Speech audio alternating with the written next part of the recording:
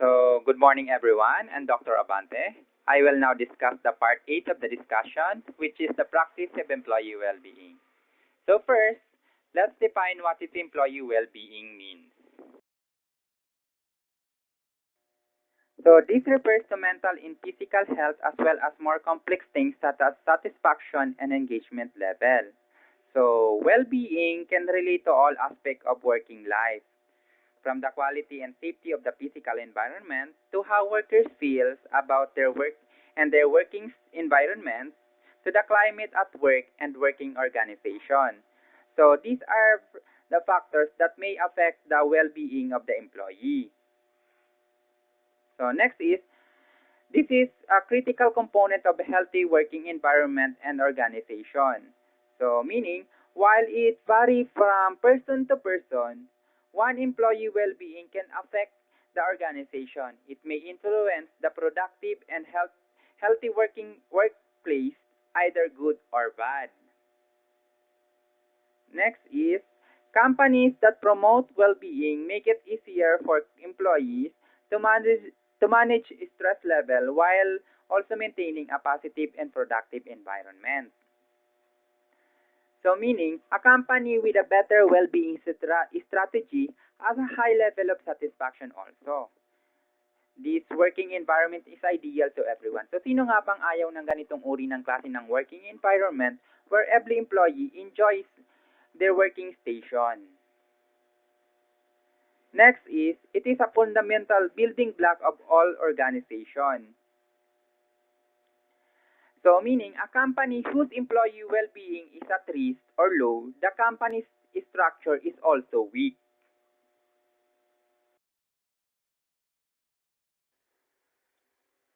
Why does well-being matter at work? So we have three reasons for that. The first one is employer's duty. So it is the employer's duty and responsibility to provide their workers with the necessary support and care for their physical and mental health. So the next one is feel valued and supported. When we feel valued and supported at work, tendency diba is to return the favor to the organization. We tend to strive more of what we usually do. Our dedication towards work has risen since we feel that our work has given importance by our employer. The next one is it motivate employee to reach company goal. So example nung wala pa yung maayos na well-being strategy, we only tend to give more or less 50% of our effort. While kung may maayos na well-being strategy, it improves our employee engagement and motivated. Then we tend to give 90 to 100% of our effort to reach the goal of the organization as we part of it. So, ano nga ba yung mga rason para maging concerned tayo sa employee well-being? So, number one is it is the employer's duty, or employers have the duty of care. This means adopting a socially responsible approach in looking after the people of the organization. So, the next one, it is the interest of the employers to do so. Because this will increase the likelihood of their employees being committed to the organization and will help establish it as the best place to work. The next one is employers are responsible for creating good work environment. So not only because it is their duty to do so, but also as part of the total reward system. So ano nga ba yung mga nakakaapekto sa working environment, or ano yung consistence of working environment? So number one, it consists of the system of work, the design of job, working condition, and the ways in which people are treated at work by their managers and co-workers. When designing the work system and the jobs in it, well-being is achieved when the needs of the people concerned is taken into account. So, dapat walang naiiwan. So, lahat ng concern dapat isinasama. The next one is working condition need to meet health and safety requirements. So, ito yung pinaka-importante. So, the way people are treated is affected by managerial behavior, achieving work-life balance, and how issues such as stress and harassment and bullying should be dealt with. So the next one is work-life balance.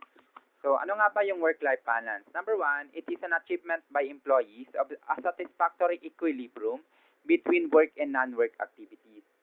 Meaning, employees can reconcile the competing claims of work and home by meeting their own needs as well as the needs of the employer. So, dapat balanse lang yung kung anong pangangailangan natin sa personal na buhay as well as yung pangangailangan ng company. Next one, it is a family-friendly policies that facilitate flexible working environment. Sample neto is yung mga policies regarding sa home working or work from home setup, which is common nung nagkasagsagan ng pandemic. The next one is yung part-time working, compressed working weeks, and flexi time. So, when we say flexi time, ito yung late ka na pumasok pero late ka na rin uuwi. Example nito sa work ko now, as long as yung 8 hours na kailangan bunuin sa work is makomplete within the day. So, yun. Next one is, it involves special leave scheme. So, this provides the employees with the freedom to respond to a domestic crisis or fortuitous event or to take a career break without jeopardizing their employment status. So, the next one is good policies can lower absence and help to tackle the low moral and high degrees of stress. So, juggling work and life responsibilities are tiring on our part as an employee, di ba? So, with good well-being strategy and policies established by the organization, this may relieve and help the employee somehow at some point. Yung pagliban sa trabaho, di ba, di talaga yan nawawala. Pero kung may maayos na well-being strategy ang isang company, at least may iwasan yung frequent na pag-absent.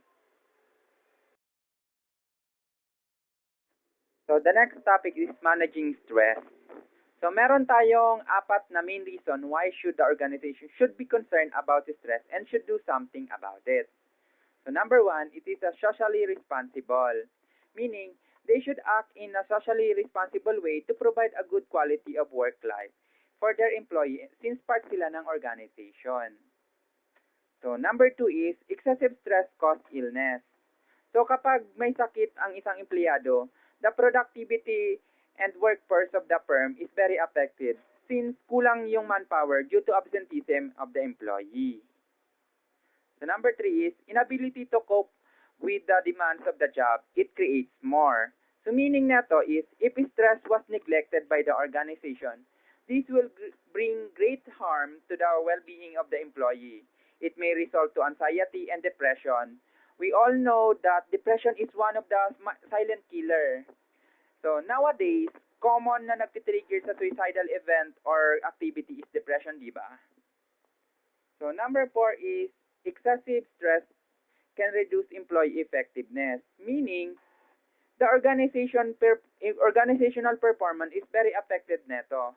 For example, a single employee whose line of duty is correlated to others, if hindi siya makapag-perform well of his or her official duty or function, the other employee or department that needs his or her output ay pwede ding maantala. It seems like domino effect ang mangyayari. So these are some areas in which stress can be managed by the organization. So letter A, through job design. So clarifying roles, reducing the danger of role ambiguity and conflict, giving people more autonomy within the defined structure to manage their responsibilities. Importanteng malaman ng empleyado what was his or her official function or duty. With this, mas makakapag-focus siya sa mga gawain na dapat niya matapos. So, letter B, targets and performance standards. So, setting reasonable and achievable targets that may stretch people but do not place impossible burden on them. So, letter C, job placement. Taking care to place people in jobs that are within their capabilities. So, letter D, career development. Planning careers and promoting staff in accordance with their capabilities, taking care not to over or under or promote. So, letter E, performance management process. Allowing a dialogue to take place between managers and individuals about the later work and problems and ambition. So, letter F is counseling. So, giving individuals the opportunity to talk about their problems with a member of the HR department or through the employee assistance program, as described later in this chapter. So, anti-bullying campaigns. So, bullying at work is a major cause of stress. So, sino nga bang hindi may stress kapag may nagbubuli sa atin? So, letter H is management training. Training in what managers can do to alleviate their own stress and reduce it in others.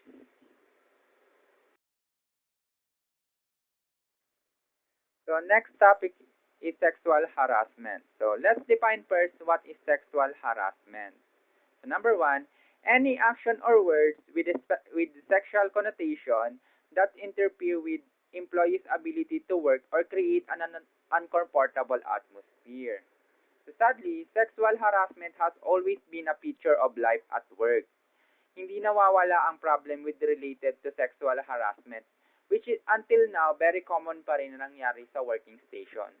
Although, people who are subjected to sexual harassment can take legal action, but it must be the policy of the organization to make it clear na such action will not be tolerated, and this policy should be backed up by the procedure and the practice of for dealing this kind of harassment. So, number two, it isn't limited to making inappropriate advances. It includes any unwelcome verbal and physical behavior that creates a hostile work environment. So, ito yung mga example of sexual harassment. So,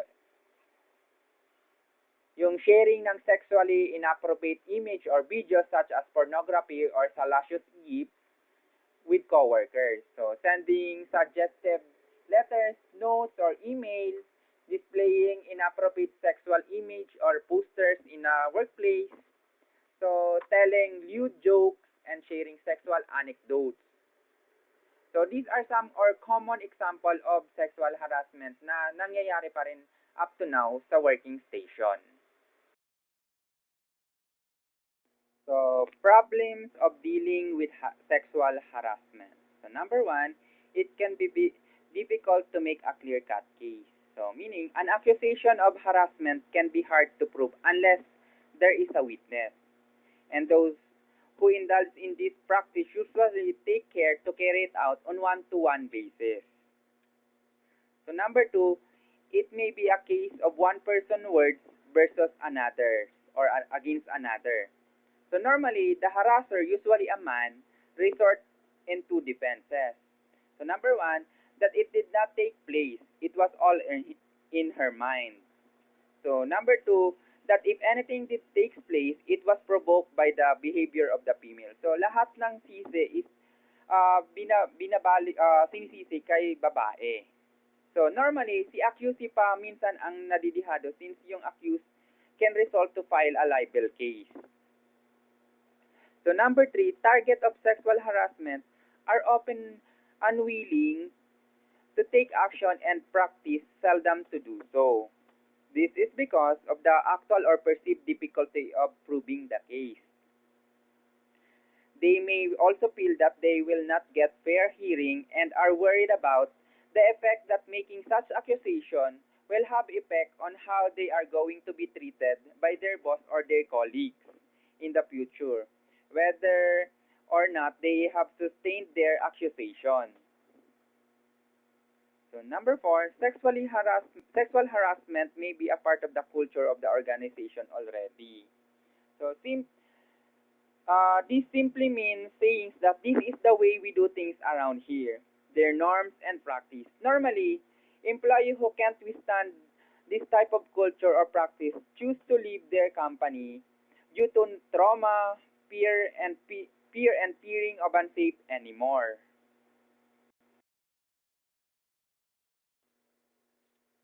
So, there are no easy solutions to this problem. It may be very hard to eradicate sexual harassment completely, but the effort must be done along with these guidelines.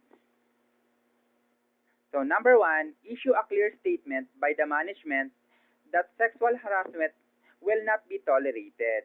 So, sa simula pa lang, dapat management should show firmness that they have authority over this matter. So back up, number two is back up the statement with a policy directive.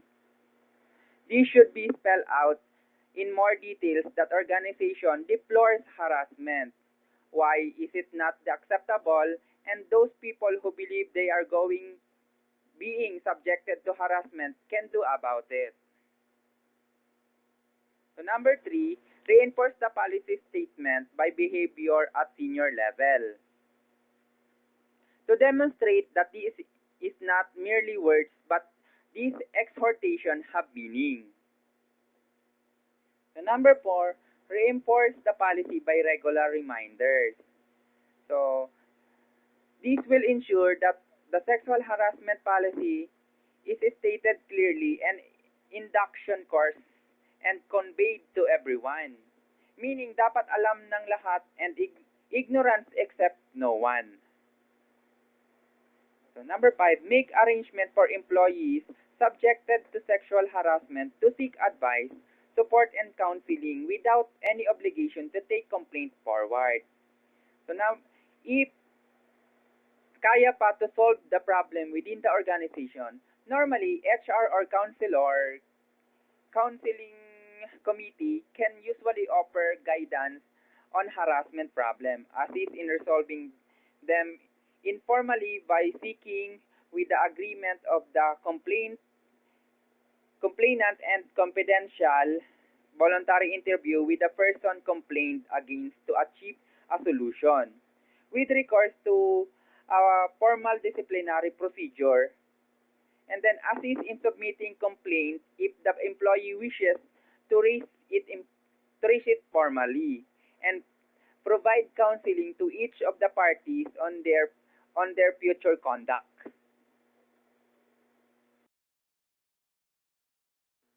So number six, create a special procedure for hearing complaints about sexual harassment. So the normal procedure may not be suitable because, for example, the harasser could be the employee's line manager. The procedure should provide for employees to bring their complaint to someone of their own sex should they choose. Number seven, handle complaints about harassment with sensitivity and due respect for the rights of both complainants and the accused. Dito, importanteng both side ay mapakinggan ng maigi and yung karapatan ng bawat isa ay di matapakan, especially the accused one. Ika nga, suspect is innocent until proven guilty, so that hearings are conducted fairly and both parties are given equal opportunity to put their case. So number eight, where sexual harassment has taken place, crack down on it. It should be stated in the policy that it is regarded as gross industrial misconduct, and if it is proven, make the individual liable to instant dismissal, probably administrative case or criminal case. Could be filed too. So less severe penalties may be reserved for minor case, but there should be always be a warning that repetition will result to dismissal. Ika nga, one is enough, two is too much, three is loss of your job na. So, number nine, ensure that everyone is aware that the organization does take action when required to punish those who indulge in sexual harassment. Meaning, the organization should show the victim they care to about his or her well-being, and such doing will not be tolerated para di na pamarisan ng iba. So, provide training to line managers and team leaders to make sure that the policy is properly implemented and to make them aware of their direct responsibility to prevent harassment from taking place and to take action if it is does.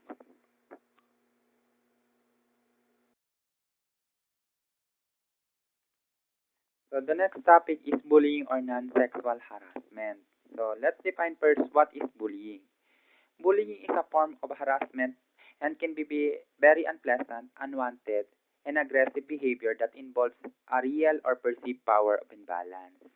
So like sexual harassment, it can be very hard to control or prove that bullying has taken place and employees may be reluctant to complain lalo na kung ang mga bullies ay supervisor or boss nila at ang binubully nila ay rank and file lang.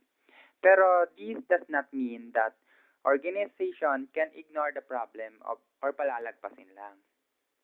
A policy should be published stating that bullying is an acceptable behavior. People who feel that they are being bullied should have the right to discuss the problem with someone in the HR department or trained counselor.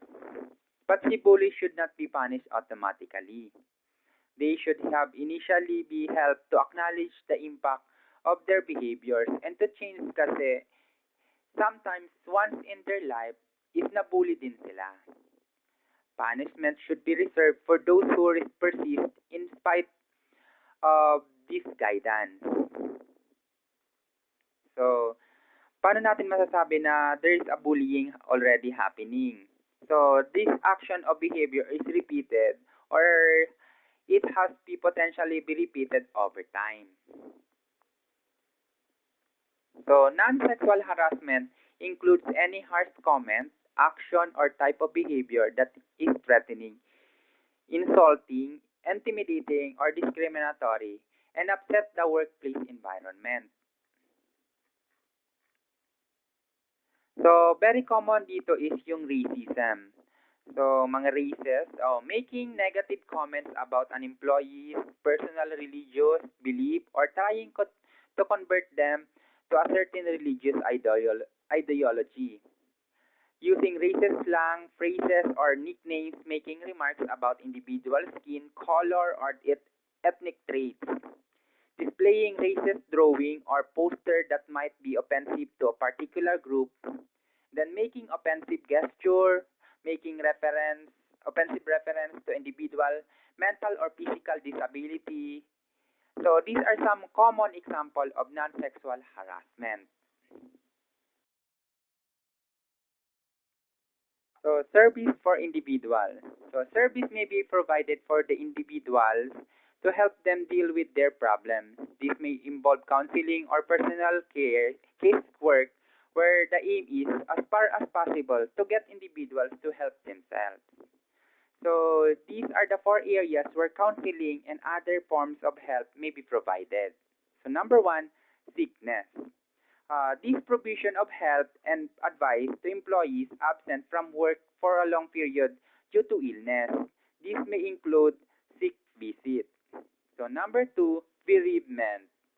So this advice or this provision of help and advice on how to cope with the death of the partner or close relative.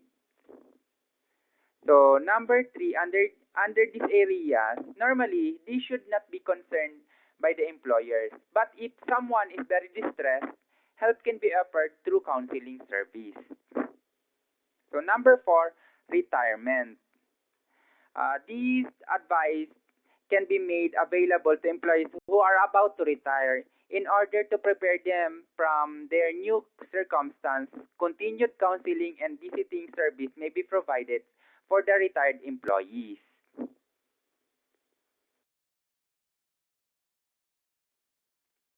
So the next topic is the advantage of good employee health and well-being. So letter A, when employees feel well, they tend to perform better. This increases productivity and helps employees develop better habits. So these habits such as healthy and consistent work-life balance, policies from management are good example of how employers can help increase joy. These habits also ensure business continuity even during business season. So good employee health and well-being also leads to higher employee morale.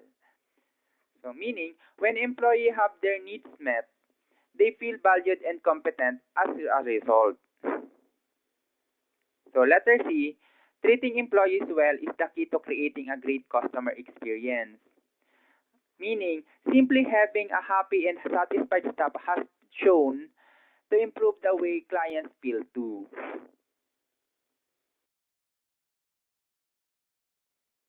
Employee well-being program. So truthfully, they have no exact same approach to designing an employee well-being strategy. That is because it should be based on the unique needs and characteristics of the organization.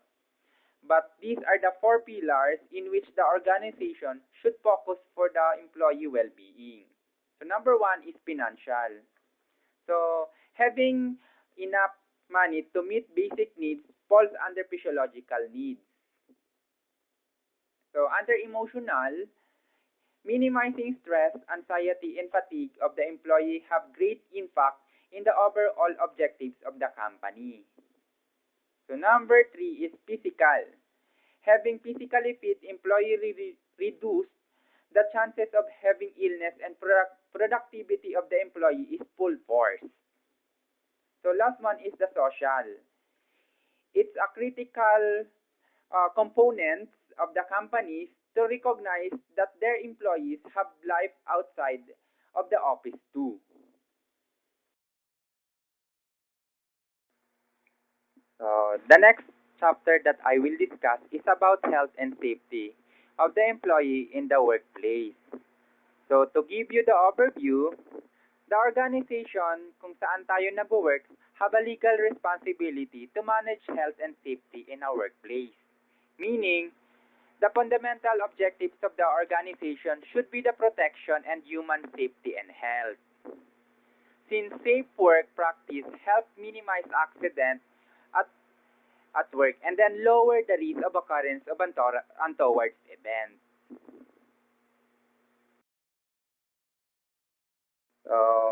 Let's first define what is safety program. So safety programs deals with the prevention of accidents and minimizing the resulting loss and damage to people and property.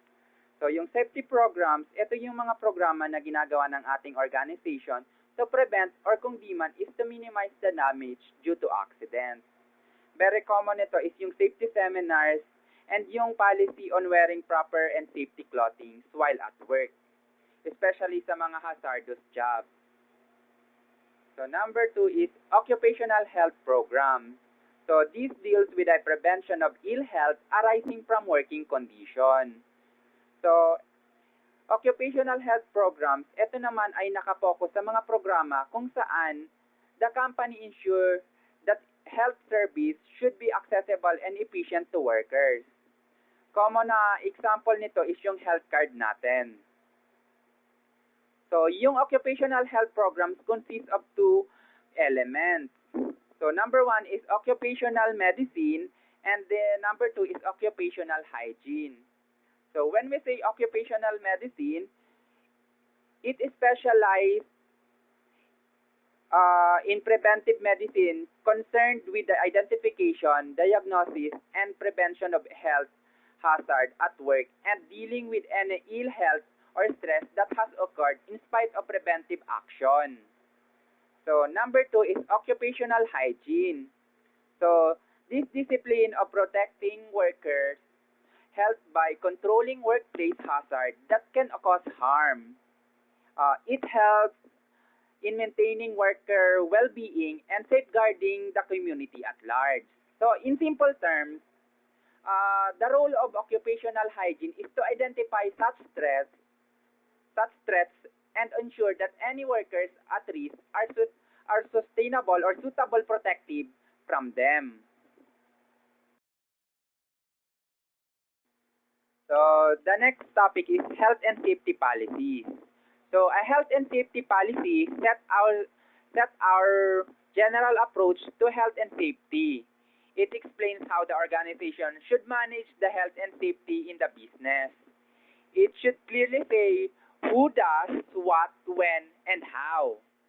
So written health and safety policies are required to demonstrate that top management is concerned about the protection of the employees from hazard at work and indicate how this protection will be provided. So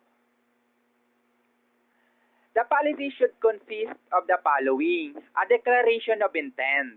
So ito yung intention statement kung para saan ba yung health and safety policies, and this includes the aim and objectives of the organization. So number 2, a definition of the means by which that intent will be realized. So ito naman yung part kung saan the clarity of intent should be conveyed to everyone. So number 3 is a statement of the guidelines that should be followed by everyone concerned, which means lahat ng empleyado should and must follow the policy stated. So the policy statement should consist 3 parts. So number 1, the general policy statement. Number 2 is the description of the organization, health and safety. And the number 3 is details of arrangement for implementing the policy. So later, we will discuss these 3 on the next slide.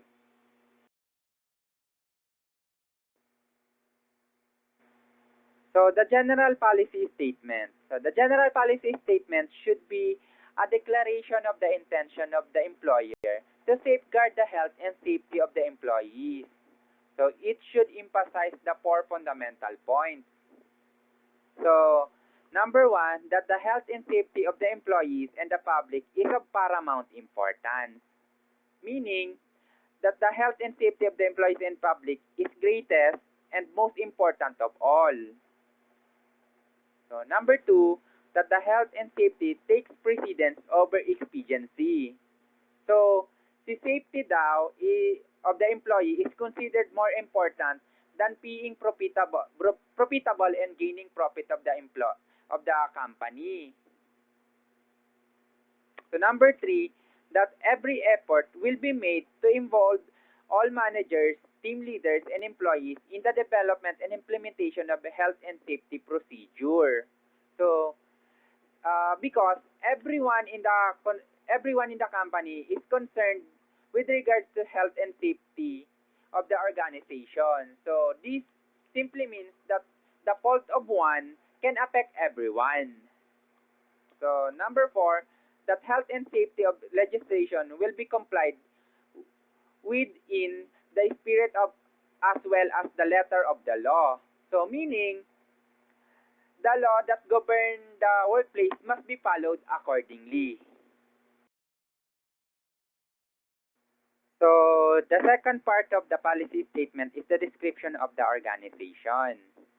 So the policy statement should describe the health and safety of the business through which high standards are set and achieved by people at all levels in the organization. So this statement should underline and the ultimate responsibility of the top management for the health and safety performance of the organization. It should then indicate how key management personnel are held accountable for the performance in their areas.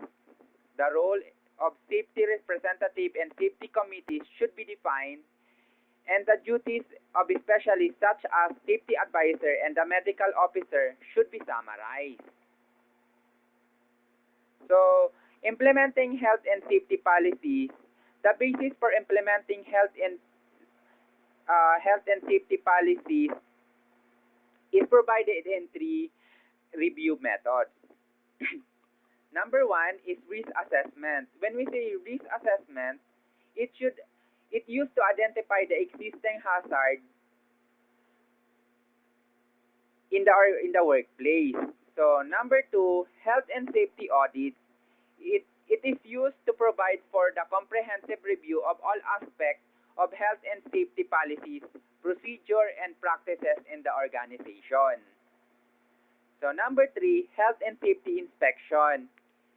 It used to locate and define any faults in the system, equipment, machinery, or any operational errors that might cause danger to the health of the employees or could possibly source of accident in the workplace.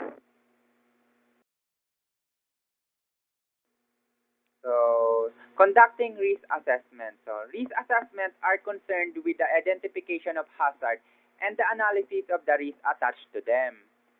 So, the hazard is anything that can cause harm. So, maliit man o malaki, ang risk can be considered already as hazard. Very common na example nito is yung mga empleyado working on roofs, lifting heavy objects, working on chemicals or electricity. So, i-relate ko lang yung sa line of work ko.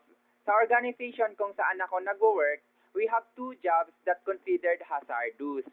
Yung una is yung pagiging racehorse jockey, and yung pangalawa is yung nagtatrabaho sa minahan or mining employee. So sa SSS, yan na dalawa na line of work na yan ay pwede na maagad mag-file ng retirement claim at the age pa lang ng 55 years old. So the rest, diba, is 60 years old ang retirement. Pero if I'm not mistaken, yung military or uniform personnel is pwede na din mag-file ng retirement at the age of 55 years old. So, the purpose of risk assessment is to initiate preventive action. So, meaning, they enable to control measures to be devised on the basis of understanding on the relative importance of the risk. So, we have two types of risk assessment. The number one is quantitative risk assessment, and the number two is qualitative risk assessment. So when we say quantitative risk assessment, these produce an object probability estimate based upon risk information that is immediately applicable to the circumstance in which risk is occur. So quantitative risk assessment is preparable if the specific data is available. So, qualitative risk assessment, so which is more subjective and based on judgment backed by generalized data. So, qualitative risk assessment may be acceptable if there is a little or more or no specific data, as long as it is made systematically on the basis of analysis of working condition and hazard and informed judgment of the likelihood of harm actually being done. So, the next one is assessing the risk. So, when the hazard has been identified, it is necessary to assess how high the risks are. So, meron tayong apat na probability rating system that can be used to identify the risk. So, number one is probable. So, when we say probable, likely to occur or immediately or shortly the risk. The number two is reasonably probable. So, the risk could probably will occur in time. So, number three, remote. When we say remote, the risk may occur in time. So, number four, extremely remote. The risk unlikely to occur. So, risk assessment should lead to action. The type of action can be ranked in order for potential effectiveness in the form of the following safety precedent sequences. So, taking action should be number one, hazard elimination, meaning it is a hazard control safety strategy based on completely removing a material or process causing a hazard. So, elimination is the most effective of hazard control in protecting workers. Many jurisdictions require that an employer eliminate hazard if it is possible before considering other types of hazard control. Example nito is the use of alternative, design improvement, or change on process. So number two, substitution. So when we say substitution, the use of alternative or other product na pwede naman magamit whose risk of hazard is almost none or very low. Very good example nito is replacement of the chemical with other that is less risky without changing the end result of the product with regards to its uses, appearance, attributes, and quality. So number three is the use of barrier. So the use of barrier is removing of the hazard from the worker or removing the worker from the hazard. In either way, the main objective is to minimize the effect of the hazard to the worker. So number 4 is the use of procedure. So when we say the use of procedure, limitation of exposure, dilution of exposure, safe system of work, this depends on the human response. So very important that the procedure na linalatag is masunod strictly since this could prevent any untoward incident. So number 5 is the use of warning system.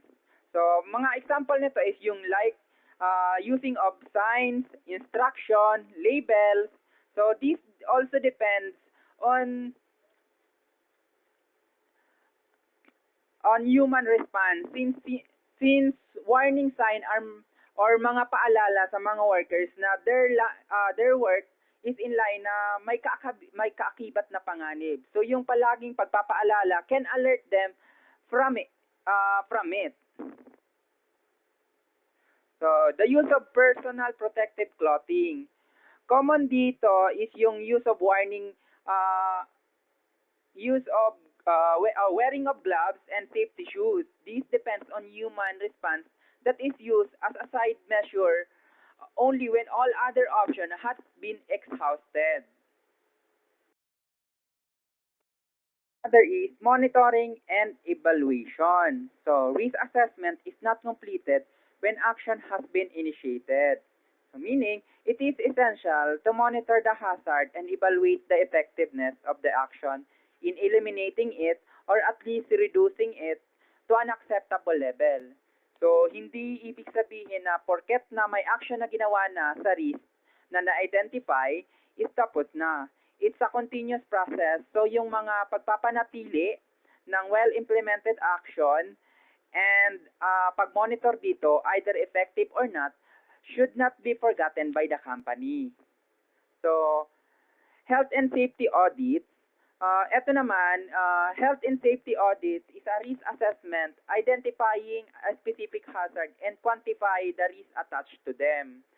So, a health and safety audits provide for much more comprehensive review of all aspects of health and safety policies, procedure, and practices in the company.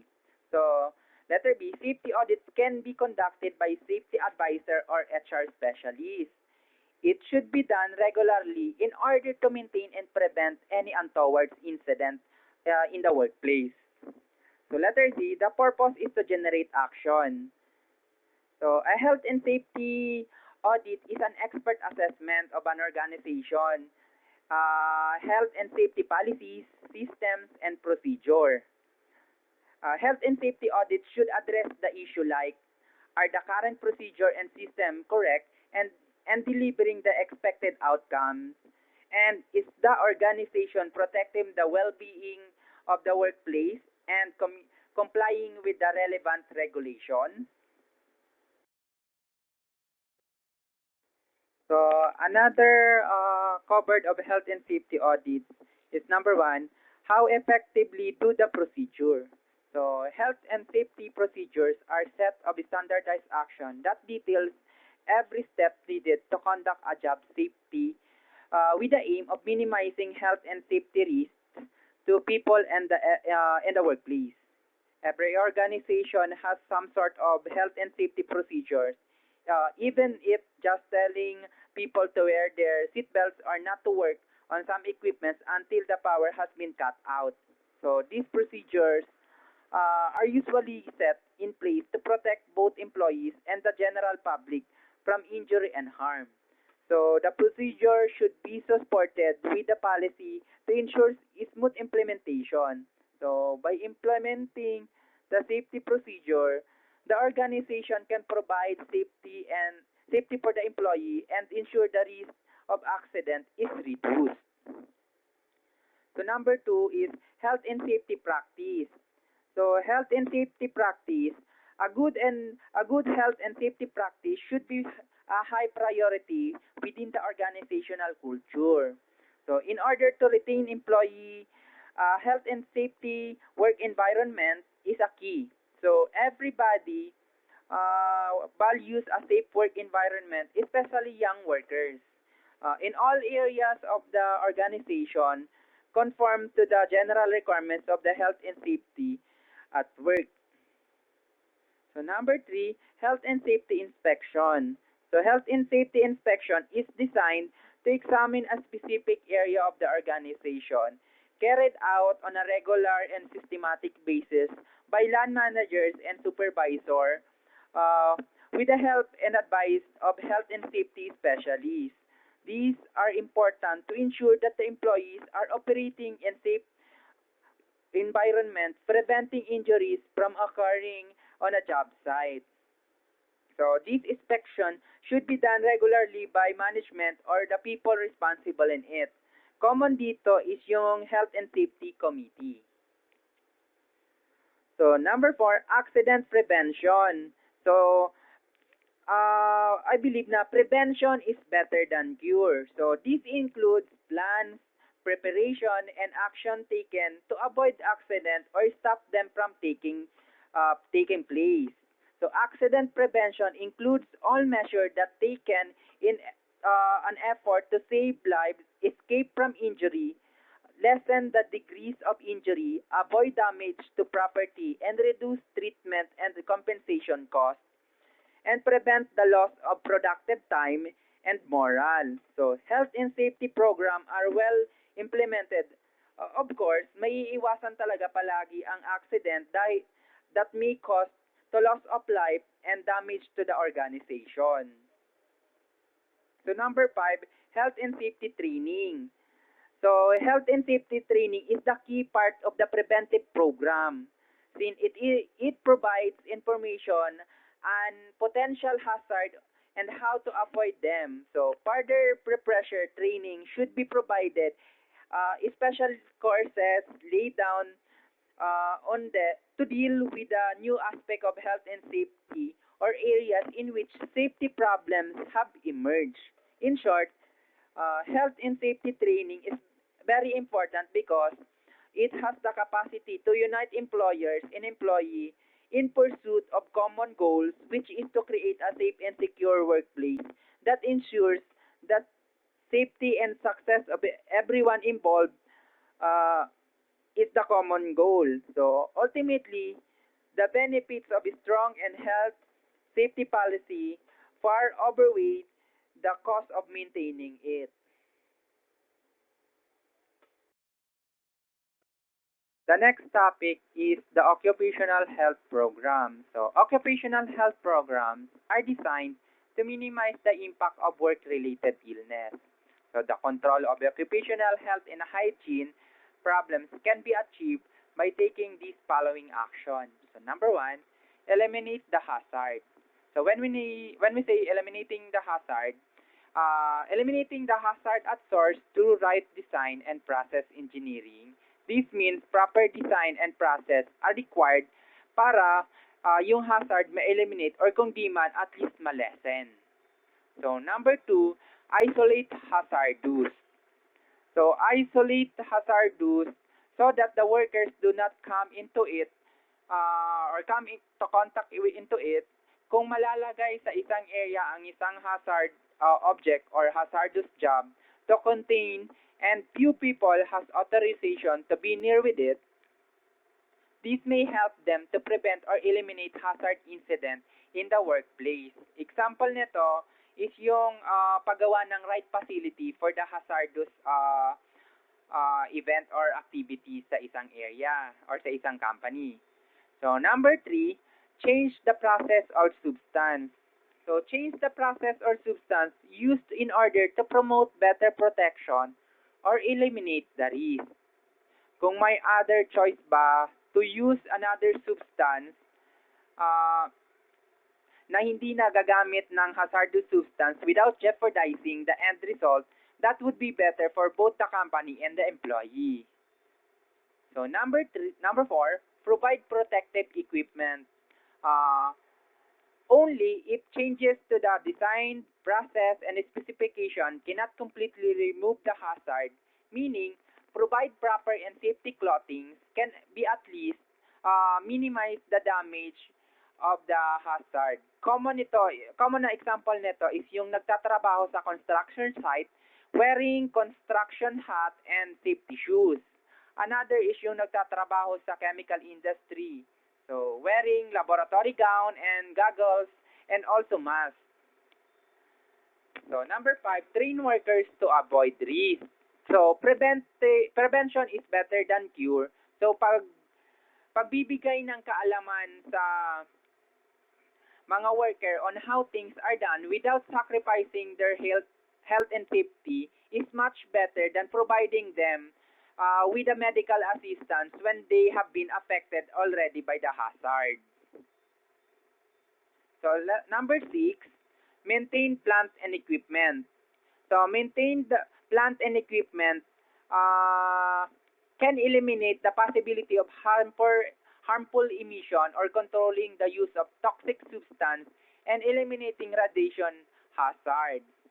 So, kung mapapanatili na maayos ang mga kagamitan sa trabaho, mas mainam since kapag ang isang makina ay hindi maayos na nagpa-function, yung possible harmful emission nito ay di rin makokontrol agad-agad.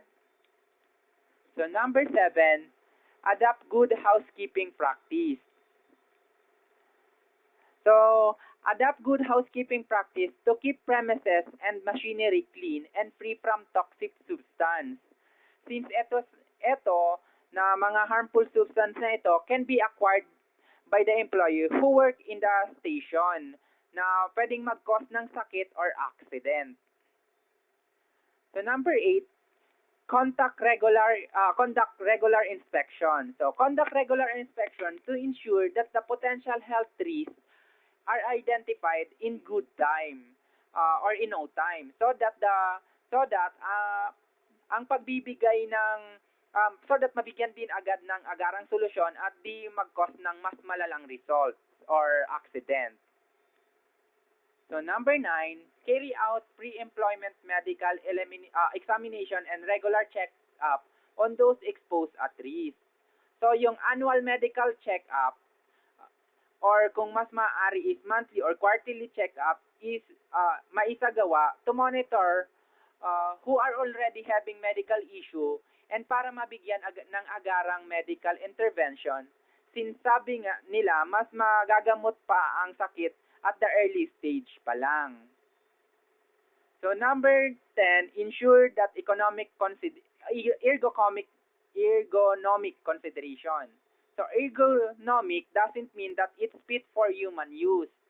So, the comfort between the man and the machine while operating the machine should be concerning the design and use of equipment, machines, processes, and workstation.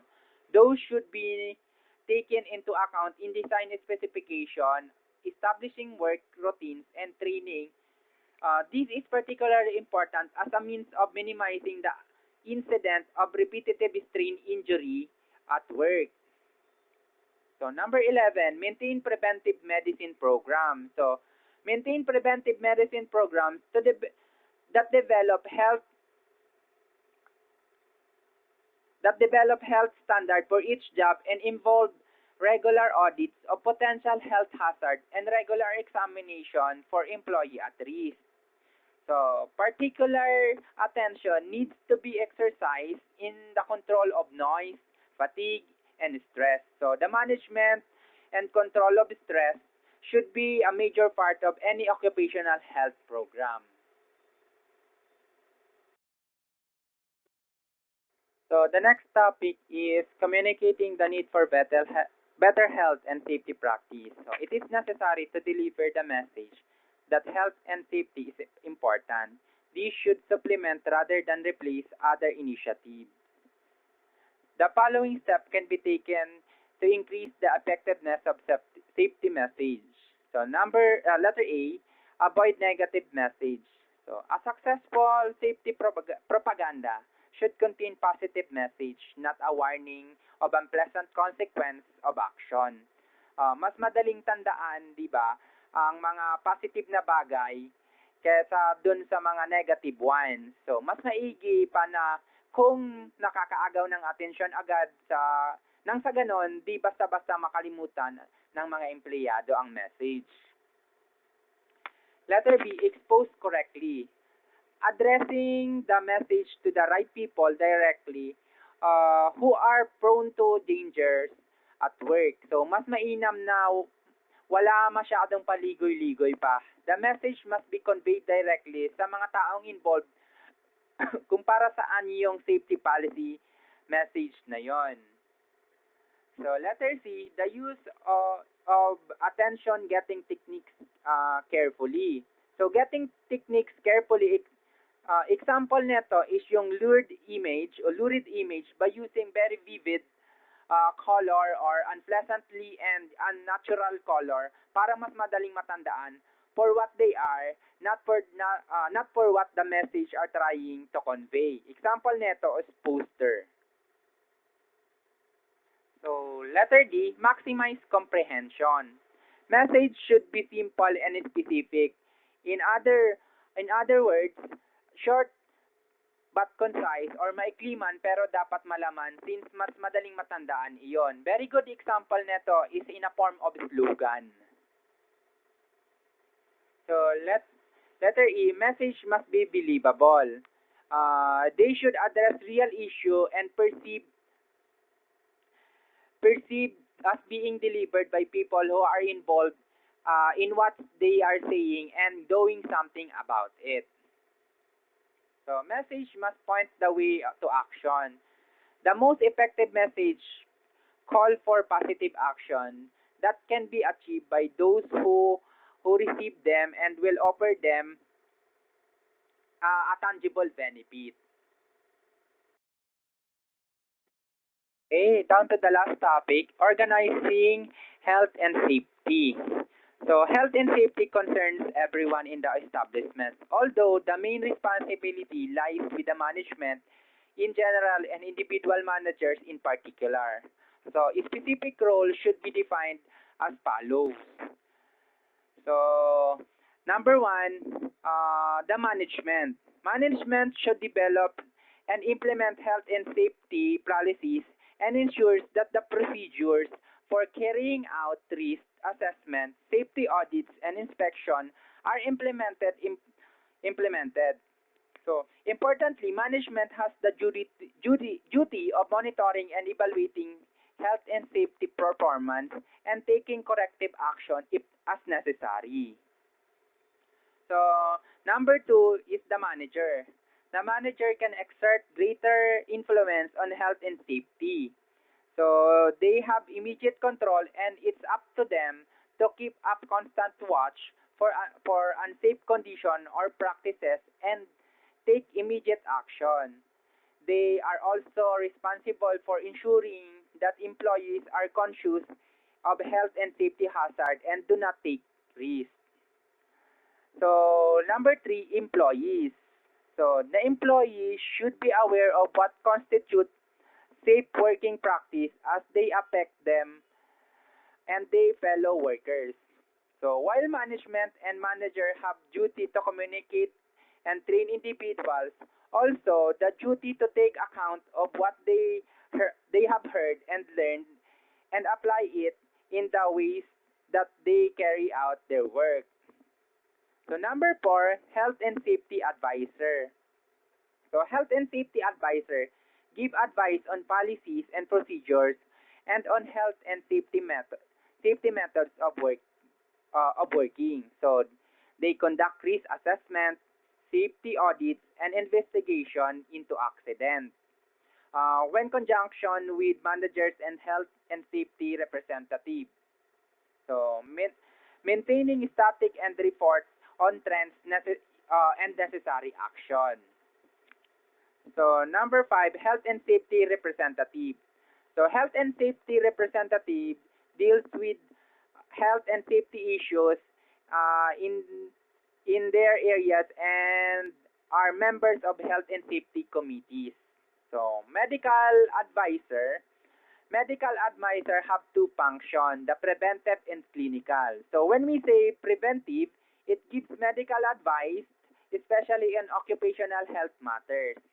So when we say clinical function, it deals with industrial accidents and diseases to advise on the steps necessary to recover from injury or illness arising from work.